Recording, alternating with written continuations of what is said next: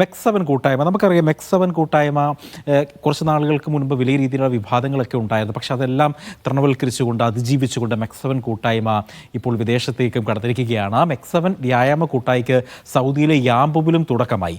Historical പാർക്കിലെ Zanussi മസ്ജിദ് ഗ്രൗണ്ടിൽ നടന്ന ഉദ്ഘാടന ചടങ്ങിൽ നിരവധി ആളുകളാണ് പങ്കെടുത്തത്. ആരോഗ്യ സംരക്ഷണം ലക്ഷ്യമിട്ടാണ് യാംബുവിലും മെക്സവന് തുടക്കമിട്ടത്.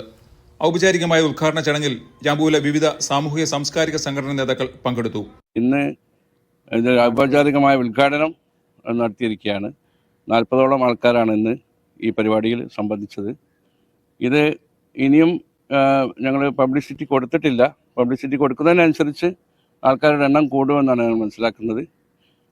ഒരുപാട് നല്ല ഫീഡ്ബാക്കുകളാണ് മെക്സവനെ കുറിച്ച് നമ്മൾ അറിഞ്ഞുകൊണ്ടിരിക്കുന്നത്. മെക്സവൻ പരിശീലകരായ ശിഹാബ് പുഴക്കാട്ടിരി, നിയാസ് പുത്തൂർ, ഹർഷദ് പുളിക്കൽ എന്നിവരാണ് പരിപാടിക്ക് നേതൃത്വം നൽകുന്നത്.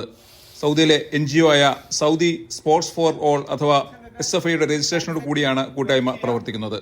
SFA എന്ന് പറഞ്ഞ സൗദി ഗവൺമെന്റിന്റെ ഔദ്യോഗിക സൈറ്റായിട്ടുള്ള സ്പോർട്സിന് വേണ്ടിയിട്ട് അവർ പ്രത്യേകം തയ്യാറാക്കിയുള്ള സൈറ്റിൽ നമ്മൾ രജിസ്റ്റർ ചെയ്തുകൊണ്ടാണ് ഈ ഒരു സംവിധാനം ഇവിടെ ചെയ്യുന്നത്. യാംബു ടൗണിൽ സംഘടിപ്പിക്കുന്ന ഈ സൗജന്യ പരിശീലനം ദിവസവും രാവിലെ 6:30 തുടങ്ങുന്നത്. Niyas Yusuf, media 1, Yanbu.